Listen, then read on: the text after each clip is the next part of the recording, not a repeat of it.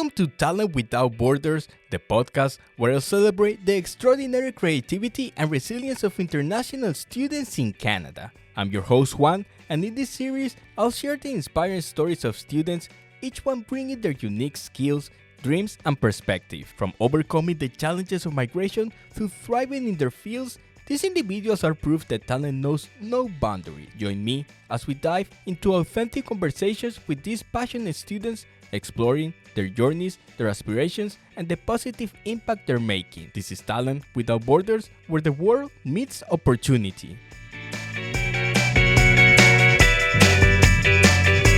Hi guys, I'm Juan, and I'm here today with... David Ranaivason. So David, how are you? Thank you for being with me. Well, thanks for having me, and hello everyone listening to the podcast. David, can you talk a little bit about your background? Where do you come from, and why did you choose to come to Canada? I come from Madagascar, which is a small island in Africa, and I decided to come to Canada to take my studies in media communications. I do have a background in photography and videography, and I mainly came here to deepen my knowledge and my creative vision on both photography and videography. That's nice. And what appealed to you about Canada? Well, what I usually like to say is that, oh yeah, it's a nice country. It's very diverse. But to be honest, I came here because my girlfriend lives here too. She came here 1 year before me, so she's also from Madagascar. And I decided to come here, first of all, because she was here, and also because it's very diverse. And my initial plan was actually to go to Switzerland, but the fees were too expensive for me in Switzerland. So my second option was anyways Canada. So that's why I came. Oh, so two very different countries. And what was your, like, you had some expectations about Canada before coming here? Like maybe something that your girlfriend told you before coming? Well, my main concern about Canada was the cold and the snow. The winter hits different here than in Madagascar. I never lived in a country where we had negative temperatures during the winter, so that was kind of a shock for me when I first felt the winter. But it's an experience. It's something that in your life you have to experience at some point, and that was just the time for me. Yeah, coming from a tropical country, I feel that I can relate to you about that. And like in terms of immigrations, do you have like any knowledge about how Canada works with immigration before coming to the country? Well, the very first thing to know is that the passport from Madagascar is not doesn't really have strength, so it was a lot of paperwork and stuff. Immigration wise, I was lucky enough to be able to pay a company that specializes in immigration, and they took care of all my paperwork from applying to the school to applying for the permits, and they even found a house for me. So they pretty much did everything that I was supposed to do, and I just had an overview of how they were working. So basically, they had a direct contact with the immigration. I don't know, agency. No, Ages, yeah. yeah. So we don't have an immigration office in Madagascar. There is no consulate. Yeah, we don't have any representative of Canada in Madagascar. So the closest was in South Africa, and they were basically sending all the paperwork over there. So I pretty much did nothing. Yeah. Once you're here in Canada, obviously you're happy to be with your girlfriend. And what was your first reaction when you came here, like the first days, the first week?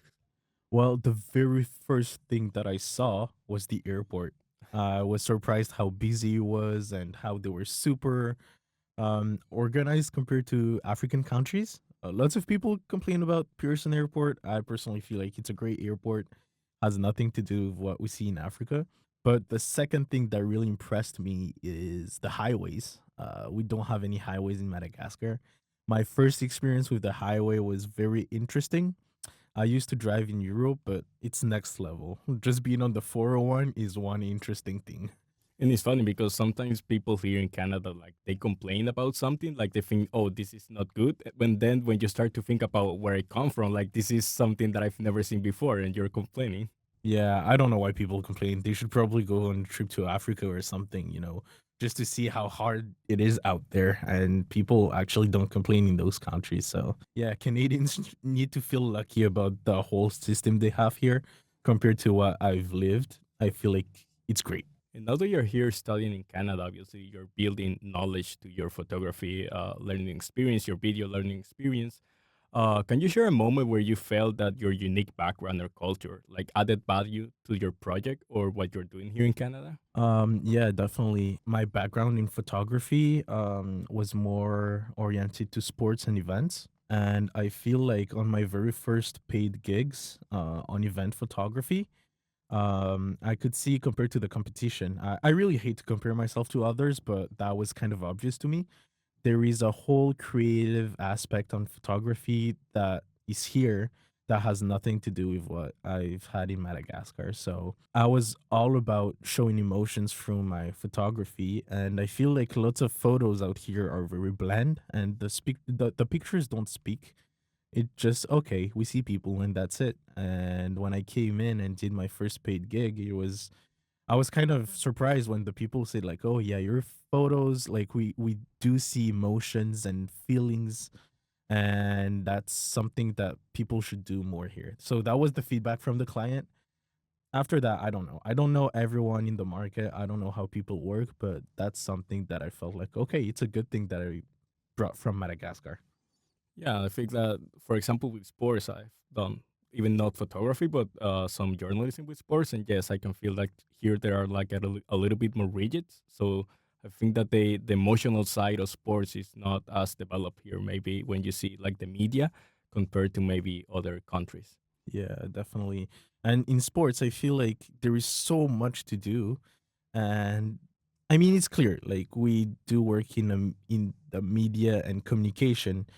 Our goal is to communicate, and sometimes you just need to communicate easy things. But I think that communicating emotions and feelings is a hard thing to do. But once you find a way to do it, you're gold, man. Like what you're talking to me, like what has been the most rewarding aspect of studying and working in Canada? Like something that you're truly appreciated for. One thing that I really enjoyed, that I learned here is all the different kinds of photography that we can do. So basically, Madagascar, we do have the basics, fashion and product photography and events. But in Canada, I discovered that there is way more to just fashion. Like you can build up sets, you can have like super saturated, overloaded photos. You have all those minimalist photos and stuff. And in Madagascar, it's very bland, where like people all do the same thing. I feel like coming here really developed my creative eye and perspectives, and that's how I feel like if ever I go back to Madagascar, that's how I would be different from other photographers from Madagascar because they don't I'm lucky enough to be able to see how the creative industry works here, and implementing that and bringing that to Madagascar would be something that would be so cool actually. Yeah, I think that's like part of the journey that you're having here is that you already have this background, but you're also learning like other things about the industry. How can you work that? And you say that you can bring that to Madagascar. And you mentioned like all these things that surprised you when you came to Canada. And what has been the biggest challenge for you? Something that maybe has not allowed you like to fully develop yourself, either it is like personally or academically. One of the biggest challenges I faced, and I kind of still face it right now, but I'm working through it, is definitely making connections and making friends. As an international, you come here, you don't know anyone, your culture is not very well represented. And yeah, you're in a foreign country, you don't feel like home yet. And building that whole space and building that whole community around you is very difficult. I personally had difficulties making friends. I always felt like my English wasn't good enough because English is my third language. So I kind of struggled. It was really deep inside of me. I felt like, yeah, my English is not worth approaching to people and asking to be friends with them. So that was definitely a challenge that I really faced. But as time passed, I realized that there is no standard English, Yeah, mostly in Toronto. that's what I was going to say. Like everyone has a different accent, everyone has a different pronunciation for words. So it's like, dude, it's chill. Yeah, and I've been talking to other people, like international students. They also say the same. Like the biggest challenge they have is the language because they think that people are not going to be able to understand them. But then they start to think about, okay, what's like the real English here in Canada? Because you see people from all these countries that they all have accents, so that maybe help them to be a little bit more comfortable. Yeah, definitely. That's something that people need to get used to. There is no standard English here in Canada. Definitely, if you go to Australia or England, like they will have their standard pronunciation for water. They'll be like whatever. But in Canada, it's very open. That's the whole thing about multicultural country that we like. I personally like. It's to be able to be yourself without having to prove anything to others. Yeah, and I think that's what some people, when they come to Canada, that's what they're looking for. Maybe comparing other countries, because obviously you have people from all over the world, and you can feel a little bit more comfortable and maybe at home if you found like people from your own community. But these moments of challenges, like how do you tackle them and just move forward, letting that sink you? Well, sometimes I just need to, sit and think about it. But I think being yourself is very important. At the end of the day, that's something that people can't take away from you, and that's something you can't give away. Being yourself and being true to yourself is very important. That's the whole point of maturing and growing up, is just to be able to have also that mindset. Okay, this is the way I am. Whether people like it or not, that's how I am, and I just got to live with it. And talking about your mindset, right now in Canada, people are really concerned because all of the measures that the government has been implementing. Um, how do you feel that your culture and your background, like, what can you add to this country? Well, I think that one thing that I could do that no one has done before is actually importing goods from my country and sell them here. I think that there is a whole market to be built. Madagascar is known for its vanilla and spices, cinnamon, like lots of good things actually. And I think that that's, for example, let's take the concrete example of vanilla. People would buy vanilla from XY or buy vanilla extract that's built with chemicals. But in Madagascar, like it's the number one vanilla producer in the world. So I don't understand why people wouldn't like to get vanilla from a guy who's actually from the country that produces the most vanilla. Not only we produce the most, but the quality is also like prime. So I think that that's something that I could bring up to Canada. And is that something that is on your mind, like maybe not necessarily short term, but maybe long term to actually do something about representing Madagascar here in Canada? Yeah, definitely. At some point, I feel like the community from Madagascar is growing slowly. Most of the people who immigrate to Canada go to Montreal or Quebec City because in Madagascar we speak French, so that's why people aim to go in those cities instead. And I think that in Ontario and in the English speaking cities, there is a whole network to be made. We're slowly starting to grow. Yeah, it's gonna get there at some point, and on the long term, I think that if I do find people who would be interested to go into that project, I'd definitely be down to at least try it. Yeah, and I think it's a good opportunity, and maybe you can find a whole new community because, like you said, something that you felt when you first came is that maybe you didn't know too many people from Madagascar, so that can help you to build a network, but also maybe unite other people that might be feeling the same as you. Yeah, definitely. And there's so many unique things in Madagascar. One thing that I miss is the food. So if there is a way somehow to get food and candies and snacks from Madagascar, dude, I would be down for it. So it was like the typical Madagascar food. Definitely the beef in Madagascar is very special. It has a unique taste and feel to it.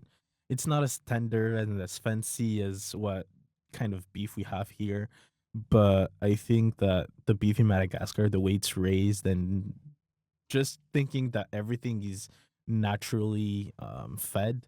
There is no we don't give medicines to our cows in Madagascar, nothing like that. I think that all those natural products and unique products are things that I miss here. So definitely that. I'm looking forward to try that. I think it's always interesting to try and get to know new cultures.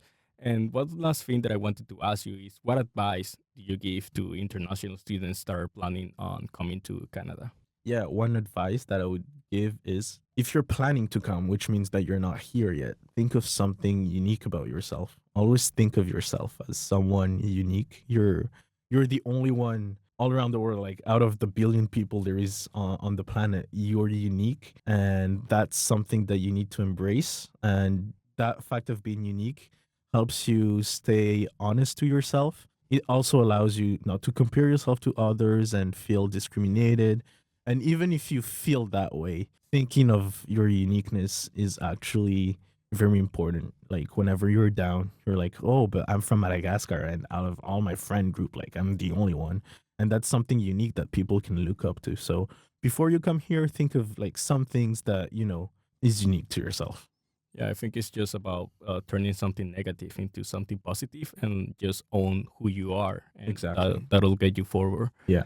So, David, thank you very much for this time. I really enjoy our talk. Well, it was a pleasure. Anytime, really. If you want to talk more, or if the listeners, want to know more about Madagascar, then a second episode would be interesting to do together. Thank you for tuning into today's episode of Talent Without Borders.